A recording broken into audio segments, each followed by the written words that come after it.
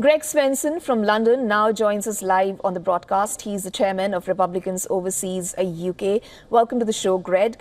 Now, in the spirit of tariff imposition policies that Donald Trump aims to adopt, and leaders around the world are fearing, and the fact that Trump said that he would end the war in Ukraine, Donald Trump has now said that he would put high-level tariffs and sanctions on anything being sold by Russia to the United States and various other participating countries.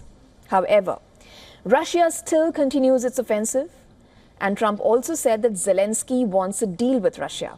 How do you read this current situation? I think it's rather welcome that President Trump is making these kind of statements, and it's not a great surprise. If you look at the way President Trump handled Russia and Ukraine during his first term, it was much more aggressive than the Obama-Biden administration prior to his taking office in 2017. So this shouldn't come as a big surprise. He's always felt like, Russia should not be feared. They should be marginalized.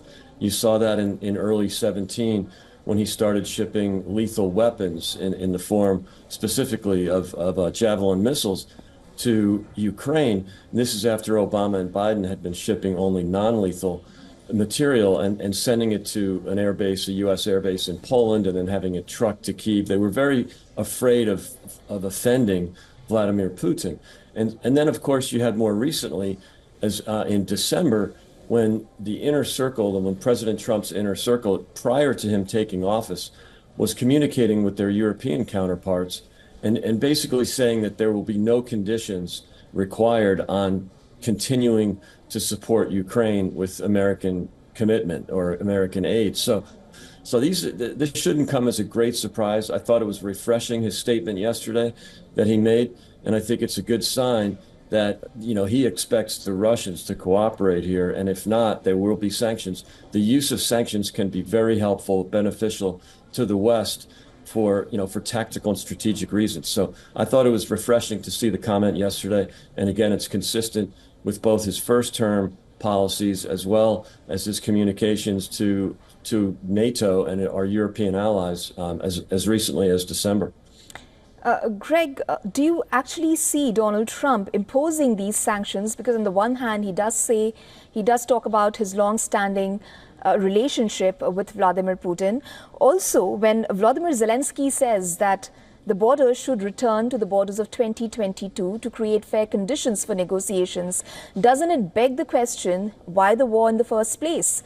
So do you actually see a deal coming through easily in this case? I'm not sure about easily, but I do see a deal coming through. Zelensky has been much more cooperative, at least in conversation, with President Trump and the Americans. So he has shown a willingness to negotiate. And of course, he's going to suggest that the 2022 borders, that's just an opening round of negotiating.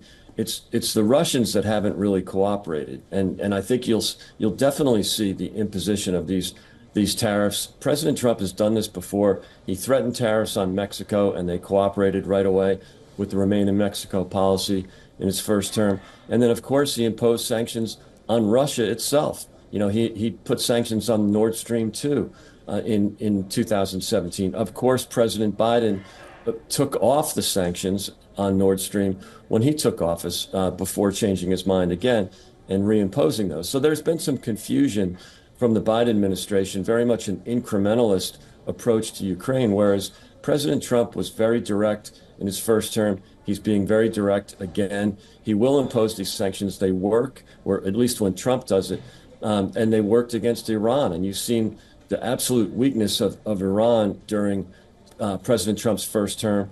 And only more recently, thanks to the Israelis, has Iran been weakened. But that has implications for Russia, too. Russia's seeing their allies retreating from the Middle East in the sense that Iran has been really marginalized by Israel. You've seen the changes in Syria. They no longer have the port in Tartus on the Mediterranean.